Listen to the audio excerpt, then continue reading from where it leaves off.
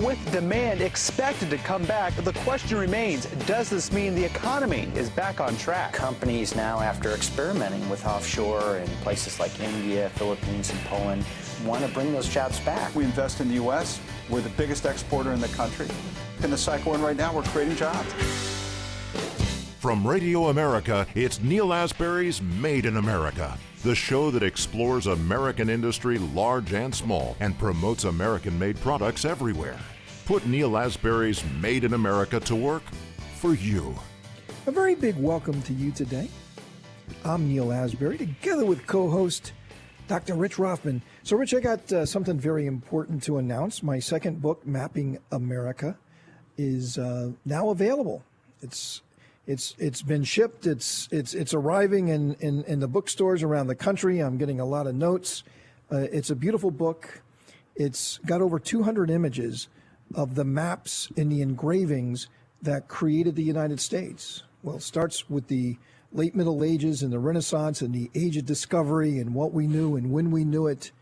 And we end with the Revolutionary War and the writing of the American Constitution. And we actually look at these beautiful documents, which are pieces of art, really, because they were engraved into wood or copper. They were hand-colored. The images that are on those maps were the very first images to be seen of the New World.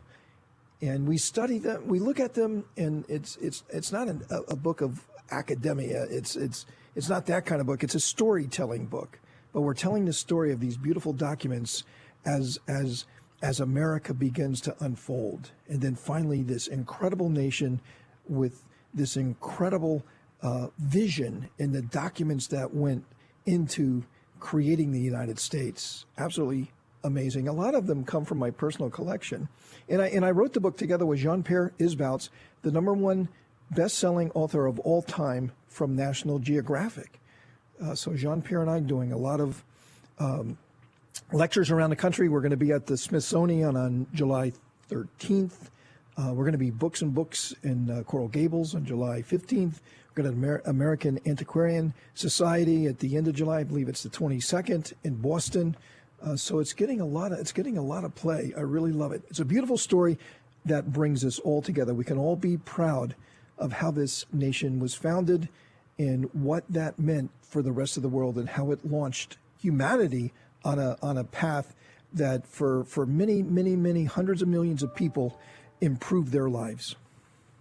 Well, that's a remarkable statement. That's wonderful. No, I agree with you. I think these maps tell a story. You know, in a way, they were the original triptychs from the AAA that the explorers used, and I can just see them sitting by the till when they were steering their ships. Well, it was and they were stars. Flipping the maps, following the green line. No, flipping the maps. They were looking at They the were stars. looking at them, and they were looking to see where to make that turn. Neil, that's great. No, it's a great story. I know I'm having some fun with you, but it's a great. I think every time I see your maps, I'm looking at 6 of them right now. They kind of tell you the psychology of the time and what people were thinking and their interpretation of the world. That's the story. That's the exciting story. Let you know what's going on then. So, yeah, very congratulations. I look forward to your presentations. Thank you.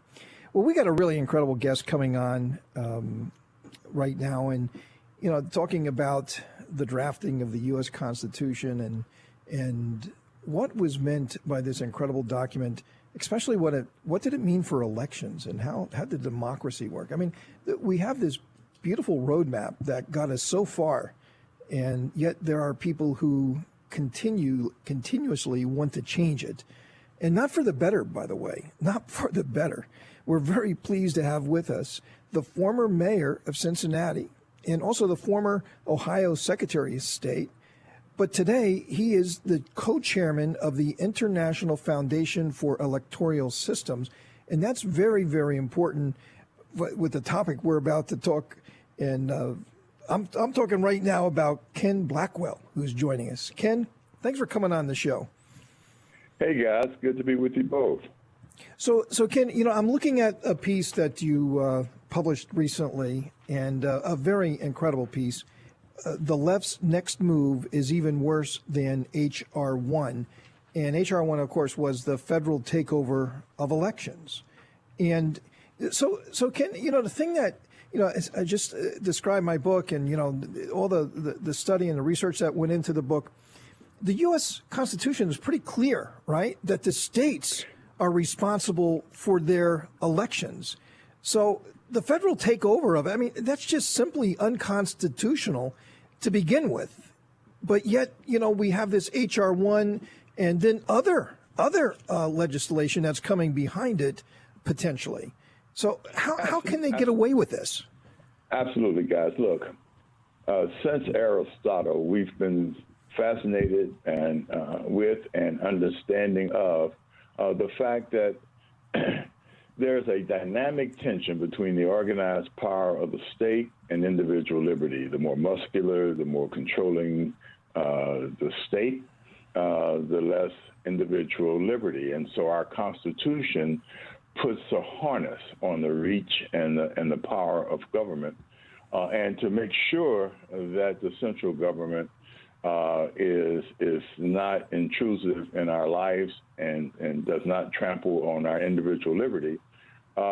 We've decentralized governmental authority, and as you just mentioned, one of the things that we have invested in the states is the ability to determine the time, place, and manner of elections. And so what S1 was and still could be, along with its sister legislation, H.R. 4, is a direct assault on our constitutional republic in its 245th year of existence. And you guys know this. Lincoln summed it up. He said, we are not a perfect nation, but we are perfectible. And in 245 years, we've seen remarkable transformation in the economic, political, and social conditions of the citizens of our country. We've always placed a premium on liberty, and we've always resisted the various forms of statism, whether that be authoritarianism, or an expanding and suffocating welfare state. And so this is why it is so important that we get it right, that we defend the right of state legislatures to, again, determine the place, time, and manner of elections. And so whether it's S1 or HR 4, the watchword is resist, resist, resist. Well stated. I think the thing that intrigued me with what you said is that it's reserved to state legislators, and that's where it should be. There are mechanisms that define clearly how to change rules, laws, and so forth, and where they're kept to. And what had happened in Georgia, for example, or Pennsylvania, was not the correct way to do something, and it was usurping the power of the legislature. And I think that's part of the problem that we saw the unintended I take that back. The intended consequences of that. Right. Yeah, that was not intended. That was absolutely Machiavellian intended consequences of those actions. But you're right. In the Constitution, it is reserved and defined for the states to have the power to control the elections and make rules and so forth to define how it's going to be run. And that's called federalism, absolutely. I believe. Absolutely. And look, guys, we have a major cultural and political war going on at this present time in our nation's 245th year as a constitutional republic, and it pivots around race. And the New York Times has a project. It's entitled the 1619 Project, and the centermost thought advanced in that project is that America is irreparably racist and must be leveled and fundamentally changed. And so they sort of cancel out in this project 1776 and the 245 years that we've watched remarkable changes, changes that can be hallmarked by institutional slavery and then the election of Barack Obama. And so but it didn't just start with Barack Obama. There were major changes. And let me just make sure that people understand how this assault is being waged right now. The Voting Rights Act of 1965 is the hallmark piece of federal legislation in the United States that prohibits racial voting, discrimination in voting. And they have a provision that says that in any changes, for a while, that any changes in 9 states or 9 jurisdictions had to have the approval of the federal government. This legislation would put that same burden on all 50 states and centralize and federalize our elections. And that just can't be tolerated because we've seen remarkable change in this country as a free and robust, not only economy, but political culture where, in fact, people of various races, ethnicities are elected to office to govern. Hey, folks, we're with Ken Blackwell, co-chairman of the International Foundation for Electoral Systems. He is the former mayor of Cincinnati. We still have just a little more time left with Ken, but we got to take this quick break, and we'll be right back.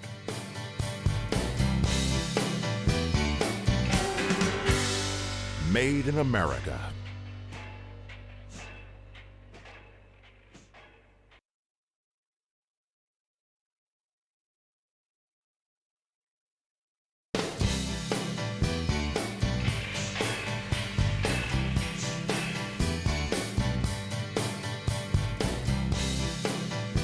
Welcome to Made in America. I'm your host, Neil Asbury, together with co-host Dr. Rich Rothman, and we are joined by Ken Blackwell, who's the co-chairman of the International Foundation for Electoral Systems. He is also the former Secretary of State for the great state in my birthplace, Ohio. So, Ken, very, very good points on the on HR1, but you said that there's even a worse situation, or at least equally as bad as HR1, and I believe you called it HR4. And you mentioned in your piece in Town Hall, this great piece in Town Hall, I recommend everybody to read this, is that thank God that we have Senator Manchin who's standing up against the filibuster, and therefore HR1 he's standing up for the filibuster, and he's fighting to protect us from the demise of the filibuster. Right, but also, I mean, he didn't support HR1 anyway. I mean, he wouldn't have voted for it. So they didn't have cinema. That's right. And so they didn't have even the 50 votes if they got rid of the filibuster to get HR1 passed. But I've heard that Senator Manchin is he likes aspects of HR4, doesn't he?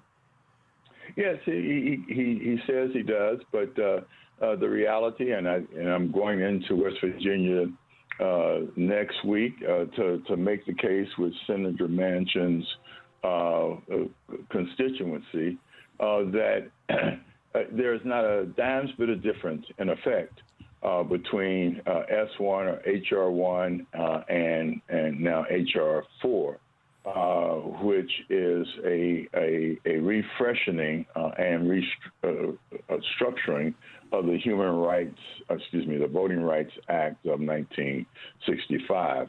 It's a direct assault on states' rights and the constitutional authority of the states to set the time, manner, and place of elections. But what concerns me is that it is premised on the fact that our country is irreparably racist, and our electoral systems across the country are tainted by this racism and must have the full weight and power of the federal government to make every change an advance in our statewide election system across the country. And that's just flat out crazy. But luckily for us, there are some signs that, as Rich said earlier, that the Supreme Court will see these actions as unconstitutional. They have recently upheld decisions in Arizona to make ballot harvesting illegal. And they've basically underscored the fact that a voter ID and voting in the right precinct can be required by a state legislature. And so that should underscore for a lot of folks across the country that those of us who are resisting this federal takeover are acting in a manner that's consistent with the Constitution and the principles of our nation's founding that we celebrate 245 years this week. Well, also, I want to get back to a point that you made that's interesting, that we're in a cultural war, and we are. And I think we've been in this cultural war for quite a while. I think this is like a 40-year journey trying to do something with the United States. I mean, that's one of the reasons I believe when Trump came in, I mean, he completely upset the apple cart because they were lining up how they're going to make this work, and they were actually solidifying it by getting Hillary Clinton in and moving forward with their globalist concepts, the remaking, the transformation. I mean, Barack Obama and his wife said it the night of his election, and he won, and he said, you know, we are now set to, you know, radically transform the United States, and he meant it. I mean, it wasn't like a metaphor for something. That was it. You know? They did mean it, and Trump flipped the script on him. You know, look. I was one of his domestic policy advisors on his transition team, and bless your heart, Ken.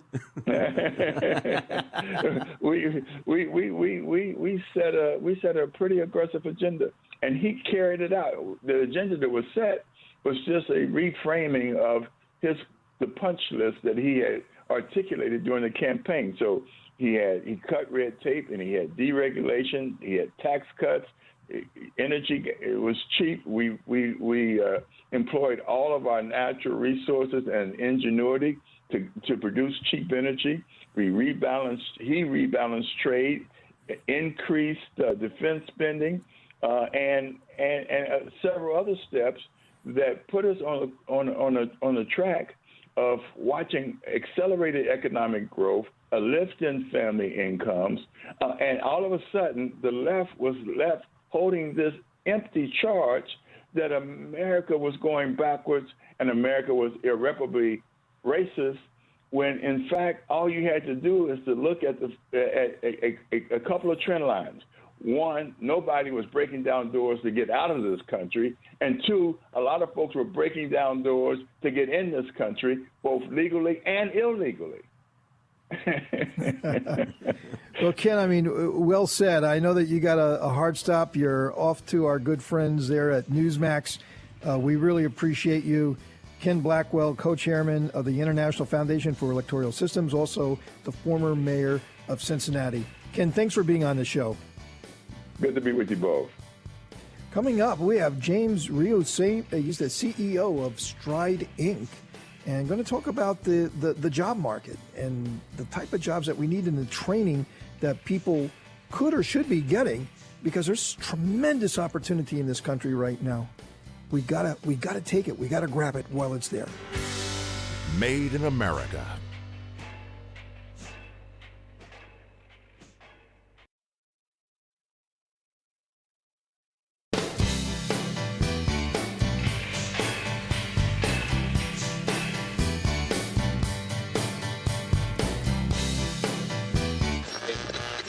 Sharply higher at the open, stocks continued to perform well over the course of the day Tuesday. And I think that bodes well here over the next couple of years for having bigger demands coming to this country. Now, more of Neil Asbury's Made in America. Welcome to Made in America. I'm your host, Neil Asbury, together with co-host Dr. Rich Rothman. So, Rich, from elections and the kind of elections that we should have, we're going to now go to the kind of learning.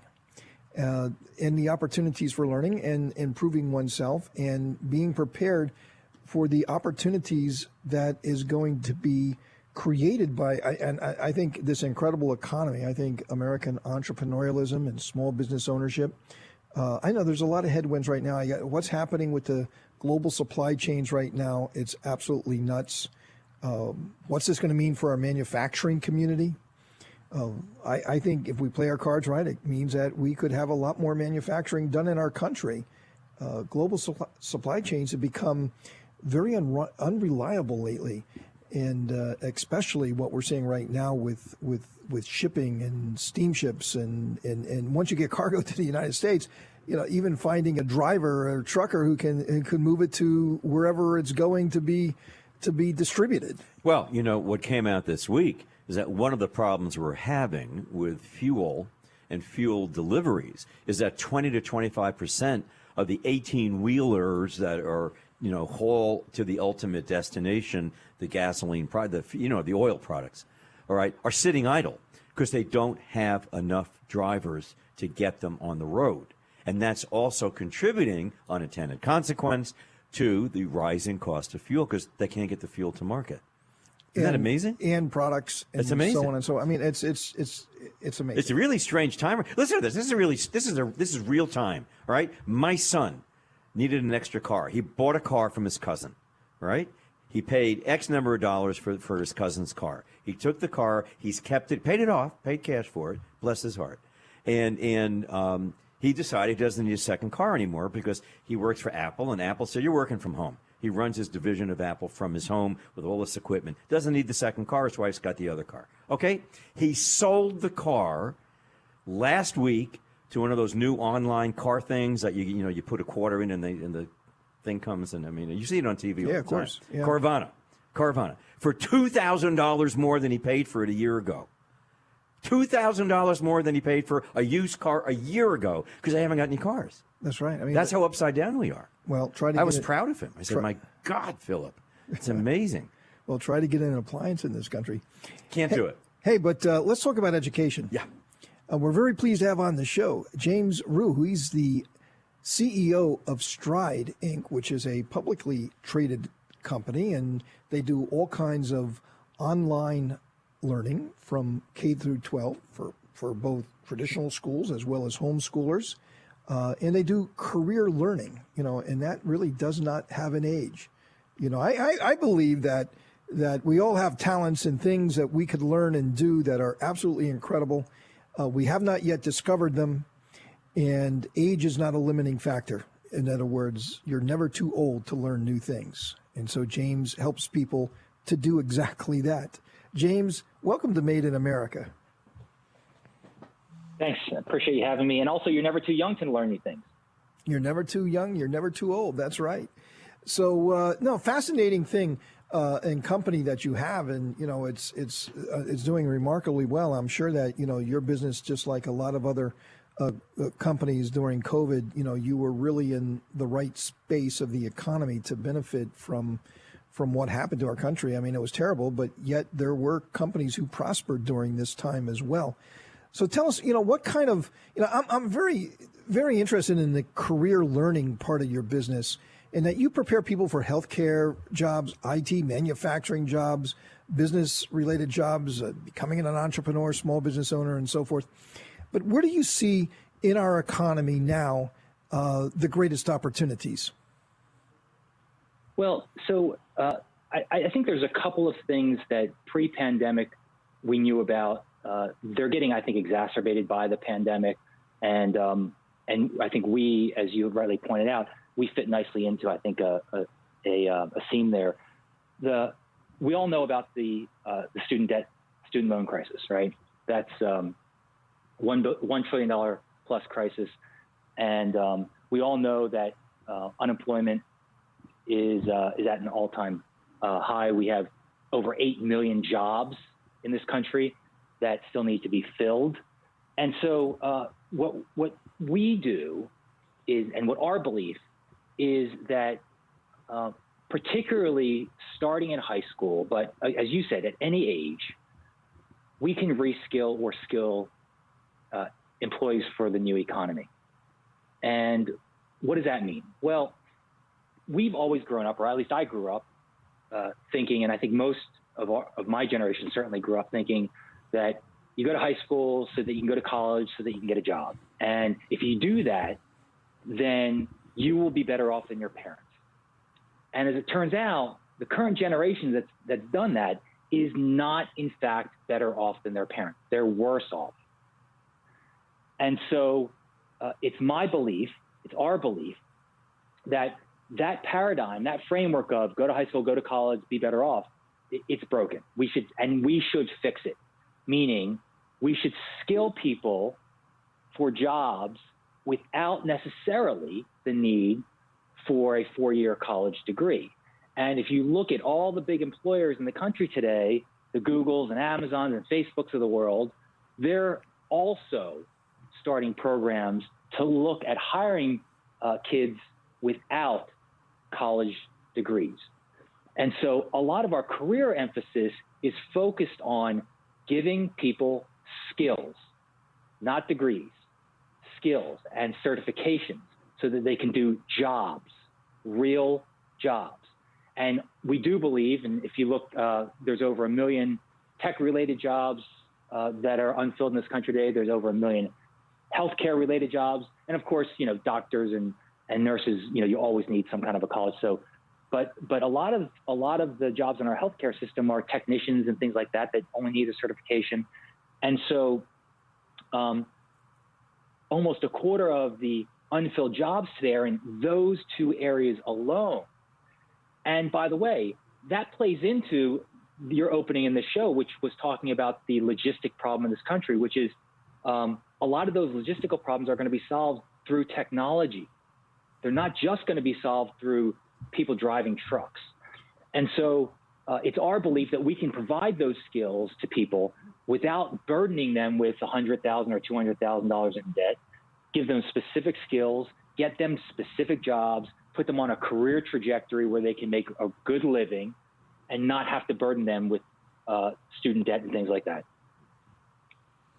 Well, you know what it sounds, I'm intrigued with this, and I'm an old educator. I mean, I taught college English, and actually for a while when I was quite young, I taught high school, which was an awful lot of fun. I thought it was great, a good time in my life.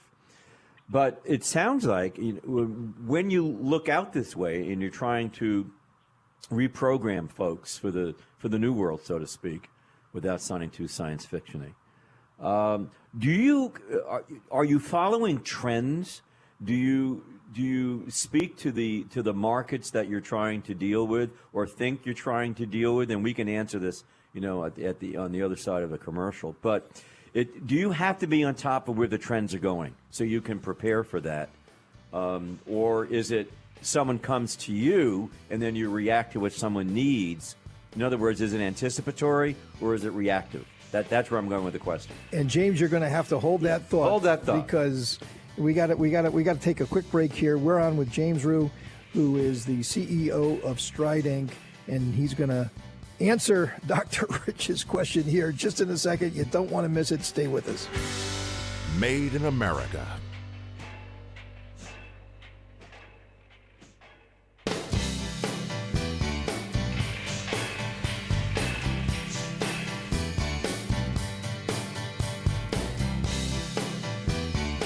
Welcome to Made in America.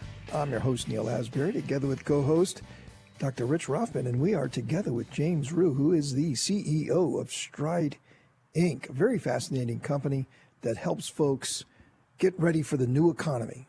And this new economy is so exciting, so diverse, and there's so much prosperity come out of this if we prepare ourselves. It's not going to happen just by doing nothing. We got to engage with this. But if you do, let me tell you, it's going to be incredible. And people like James is out there to help you. So, James, please answer what Rich just asked you.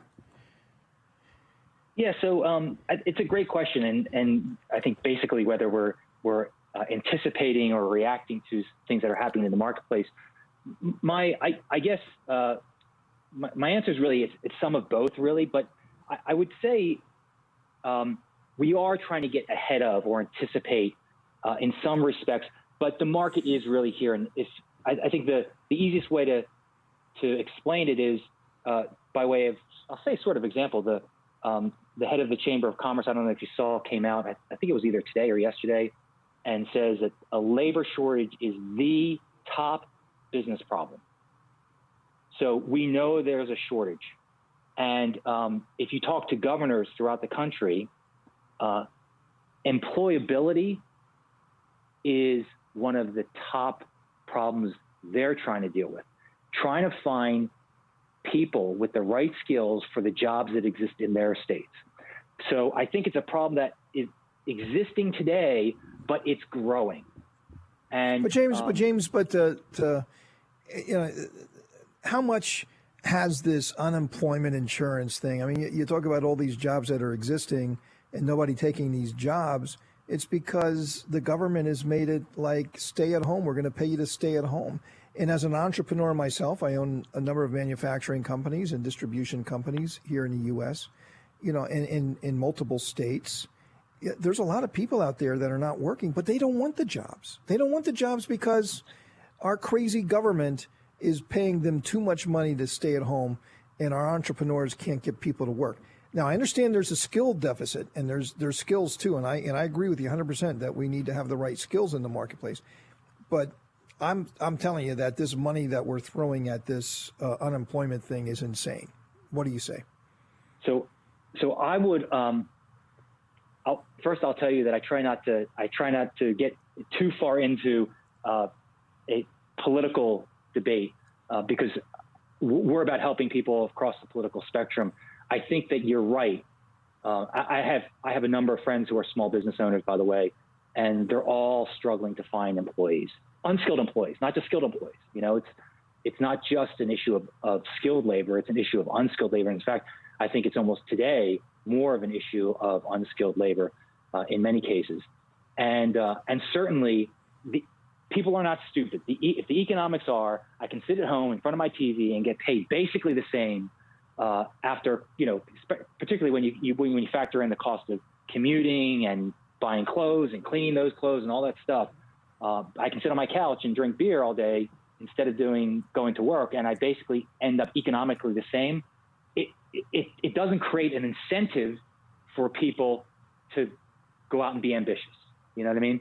And so I do think that we have to recognize that the government has a role to play to actually get people into the workforce, not on their couches. I think that's vital. I think what you're saying is very, very correct. Neil, you're right, and we're going to start seeing this changing because many states, as of July 1st, are no longer taking federal funds to give enhanced unemployment benefits. So we're going to hopefully start seeing more people come back into the marketplace. But, it's very interesting because it would seem that, what we're discussing right now with James is going to become more vital for people. Because you have these openings. I know you have openings. All these companies you have all over the country. Well, you go anywhere right now. I mean, everyone has openings right now. People are begging for people. I just to work. filled somebody in my. And you talk about, and you hear these government statistics that how many millions of people are on unemployment, but the fact is that this is a full employment economy right now. If people wanted to work. Yes. Yeah. But we're incentivizing people not to work. Yes, but James is finding a way. He's finding the road to get on. Well, what James is doing, that environment. He's preparing people for the better jobs, where the American dream and pursuing your dreams, and even using this as a stepping stone to bigger and better things that come. You got to start somewhere, and James is helping people start at a higher place, at a better place, and I think that's really great. And what I would tell you also is that. You have to. Again, I'm trying to stay away from the politics of it.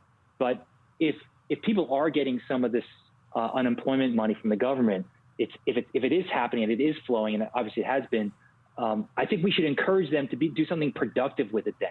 So if they can upskill themselves, if they can get new training, if they can get certified in something that will help them when they do have to get off the couch and get back to work, they've got something in their hand that will help them get a better job with a better trajectory and a better economic outlook in the long term. I think that's, we need, you started this conversation believing in essentially the power of America, the greatness of America. And I'm a huge believer that this is it's the greatest country in the world. And we need to find ways to continue helping our citizens, helping them in the long term have economically viable futures. Hey, James, we're going to have to stop there. But, hey, a great way to help our people is that some of that money gets directed to you, and they have to invest it in career learning so they do learn a skill and they're not sitting at home drinking beer all day. Great point. Hey, James, thanks for being on the show. I agree with you more. Thank you. Hey, folks, we're not done yet. We still got a lot to talk about. Dr. Rothman and I are going to have some final thoughts for the day. Stay with us. Made in America.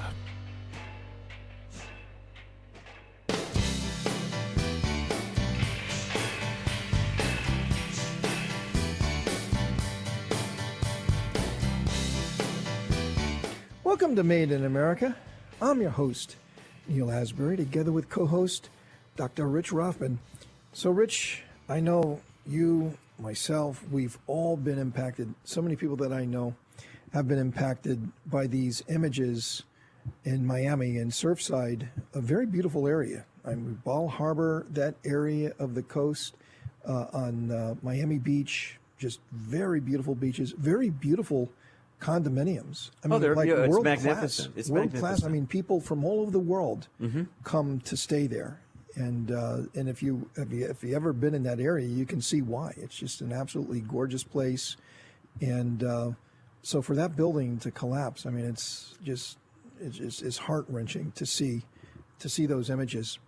And I could imagine, anybody that's there in that area or any other condominium for that matter, is going to definitely be checking, the conditions of their buildings. I mean, because you just didn't expect that to come. I mean, this was, a very, very high rent district on Miami Beach. Well, it's a high rent district, and it's also a high rent condo district. Exactly. There's Meaning some very expensive condos. That's expensive real estate. That's right. This is expensive real estate. This wasn't, shabbily built stuff. Well, I guess it was, but yes and no. It wasn't inexpensive to build, or they were charging a lot of money to own those units. Yeah, actually, that building, and then I have something for everyone to hear. That building was one of my clients when I owned South Florida Magazine back in the 80s, which was the city magazine for Miami. And it was a magnificent building. It was very popular, very successful. But when it came down, and it was horrible to see it, I mean, just a horror to see it. As horrible as watching the trade towers come down. It's because human beings are in there. And I said to a number of folks in my office, I'm really worried that it's going to get politicized. And people say, oh, no, that can't happen. That's terrible. I said, no, I'm really worried that in the day and age we live, it's going to get politicized, particularly with, the mainstream media. And lo and behold, there was the soundbite. So we're going to play this, and let's have a conversation. Do you think that climate could have played a role in that building's collapse? Well, obviously, we don't know fully, but we do know that the seas are rising. I mean, we know that we're losing inches and inches of beaches, not just in Florida, but all around. Lake Michigan, where I'm from, we've seen the loss of beaches because the waters are rising. So, this is a phenomenon that will continue. Well, that was on CNN just 2 days ago. And the woman speaking, aside from the interrogator on CNN, was Secretary Granholm's comment. That was Secretary Granholm of the Energy Department. And she was the Energy Department. What's it got to do with the building? The Energy Department, and she's not discussing, but she's really discussing. She's laying it out there.